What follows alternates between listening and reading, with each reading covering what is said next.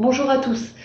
Alors, ce matin, j'ai décidé de vous aider un petit peu. Je n'ai pas eu de retour de votre part sur vos éventuelles difficultés. Donc, dans le doute, je vais commenter le corrigé de l'activité 1 sur les statistiques, donc qui vous remet en tête la notion de moyenne, la notion de médiane et les notions de quartile. Visiblement, tous n'ont pas étudié les quartiles au collège, donc on va refaire un point ensemble. Voilà, donc pour commenter l'activité 1, nous disposons de deux tableaux, deux séries statistiques. Une première série statistique de notes de la classe de seconde A, et pour chaque note, on vous donne l'effectif correspondant, c'est-à-dire le nombre d'élèves qui ont obtenu cette note.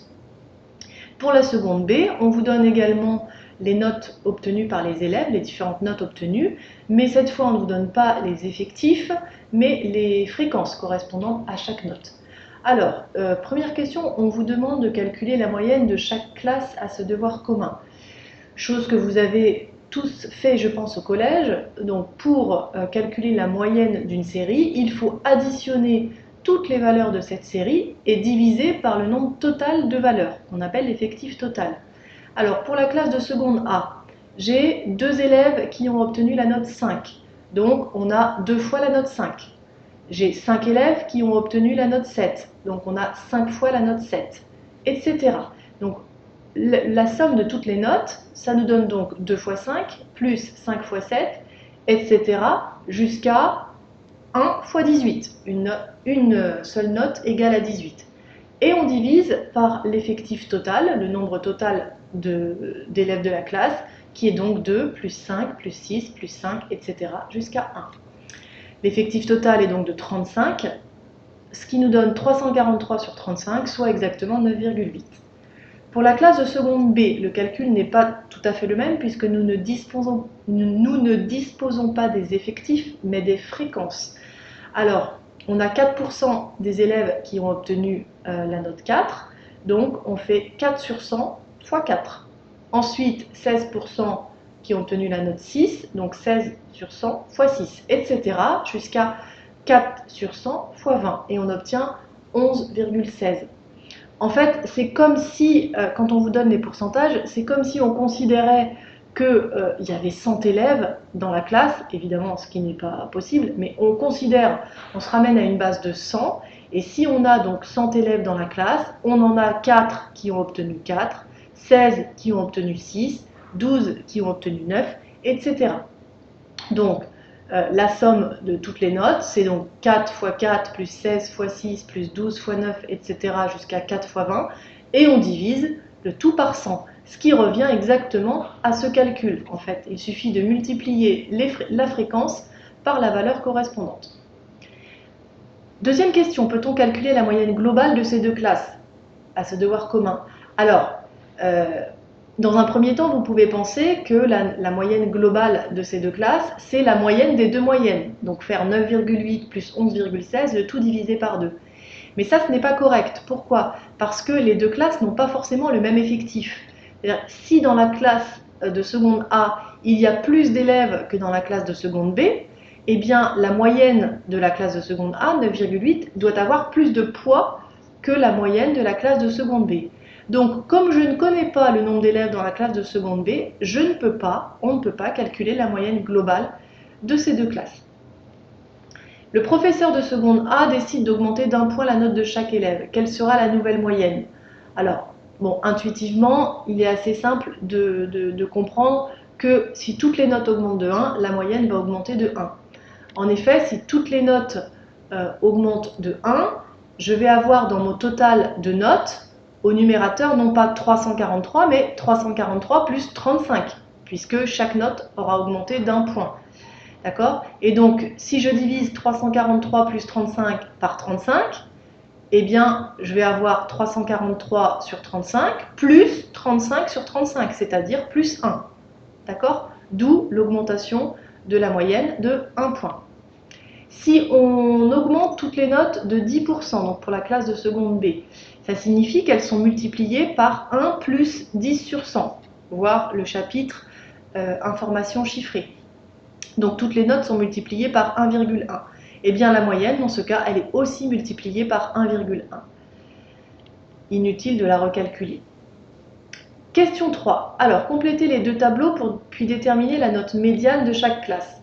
Donc, dans les deux tableaux, vous devez compléter, donc pour le premier tableau, la ligne effectif cumulé croissant. Je rappelle, l'effectif cumulé croissant d'une valeur, c'est la somme des effectifs correspondant à toutes les valeurs qui lui sont inférieures ou égales. Par exemple, l'effectif cumulé croissant de la note 7, c'est l'effectif de la note 5 plus l'effectif de la note 7. Donc 2 plus 5, 7.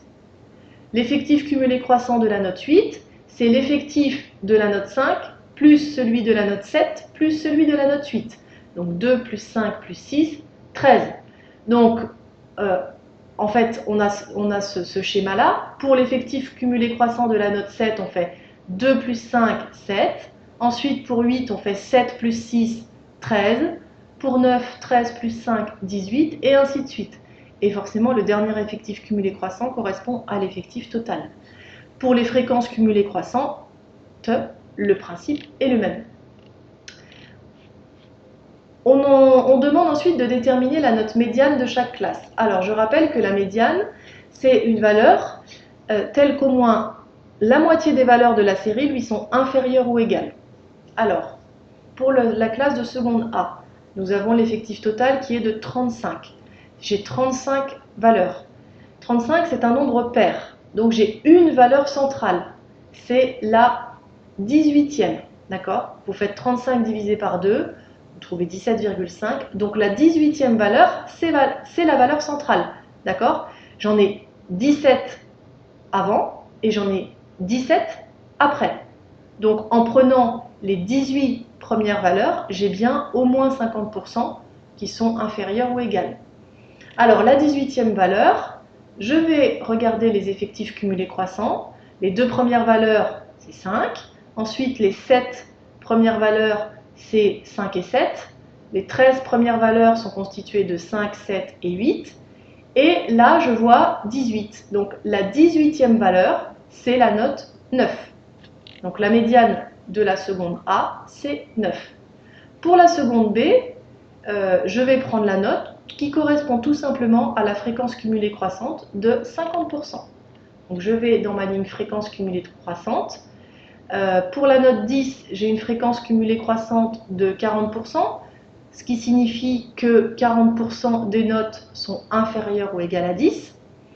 Et la fréquence cumulée croissante d'après, c'est 60%, ce qui signifie que 60% des notes sont inférieures ou égales à 11. D'accord? Donc, si j'ai 40% des notes inférieures ou égales à 10 et 60% des notes inférieures ou égales à 11, la fréquence cumulée croissante de 50% correspond à la note 11. J'ai 50% des notes qui sont inférieures ou égales à 11, ce qui me donne la médiane de la classe de seconde B. Ensuite, pour le premier et le troisième quartile. Le premier quartile, par définition, c'est une valeur telle qu'au moins un quart des valeurs de la série lui sont inférieures ou égales. Donc, concrètement, quand je dispose de l'effectif total, comme c'est le cas pour la classe de seconde A, je le divise par 4. 35 divisé par 4, ça me donne 8,75. Donc, le premier quartile, ce sera la 9e valeur. La 9e valeur, grâce aux effectifs cumulés croissants, je vois que c'est la note 8, puisque la 7e valeur, c'est encore la note 7, et les 6 valeurs qui suivent, c'est la valeur 8. Donc, la 9e valeur, c'est bien la note 8. Donc, Q1 égale 8. Et pour déterminer Q3, alors Q3, c'est une valeur telle qu'au moins 75% des valeurs de la série lui sont inférieures ou égales, eh bien je calcule 3 quarts de l'effectif total, ça me donne 26,25, et je prends l'entier d'après. Je ne prends pas l'entier le plus proche, on ne prend pas 26, on prend l'entier qui suit. Donc Q3, c'est la 27e valeur. 27e valeur, c'est 11. Pour la deuxième classe, je vais considérer les fréquences cumulées croissantes. Donc le premier quartile correspond à la fréquence cumulée croissante de 25%. Pour la note 6, j'ai une fréquence cumulée croissante de 20%. et pour la note 9, je passe à 32%. Donc la fréquence cumulée croissante de 25% correspond à la note 9. Le premier quartile est donc égal à 9.